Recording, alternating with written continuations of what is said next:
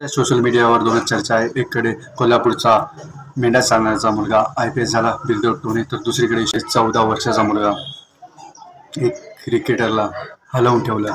तर मित्रांनो बघा, ज्या वेळेस आपण 14 वर्षाचा असतो त्यावेळेस आपण शाळेत जातो, चॉकलेट खातो.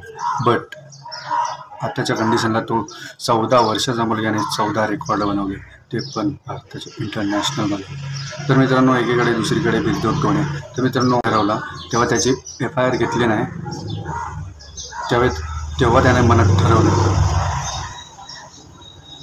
की आपण असं करायचं की यांनी आपल्याला सलाम ठोकला पाहिजे.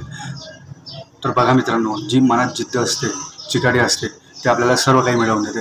तर मित्रांनो विचार कोणत्या गोष्टीला करू नका. आजकालची पिढी काय काय विचार करते.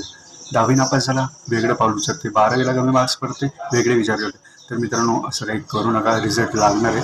तर मित्रांनो हे दोन जिवंत उदाहरण तुमच्या समोर आहे. मित्रांनो तुमच्या मनात जर जिद्द असली, तुम्ही पडून पण गेले तर जिद्द असल्यामुळे तुम्ही परत उठू शकता. मित्रांनो जिवंत उदाहरण दोन उदाहरणं तुम्ही बघू शकता. 14 वर्षाचा मुलगा, ज्यावेळेस आपण चॉकलेट खातो, गल्लीमध्ये खेळायला जातो, गोट्या खेळतो, जे खेळ खेळतो, बट आज तो इंटरनॅशनलमध्ये खेळ खेळतोय, स्टेडियममध्ये, म्हणजे जे इंटरनॅशनल खेळाडू त्यांच्यासोबत तो खेळतोय. अभिमानाची गोष्ट आहे मित्रांनो.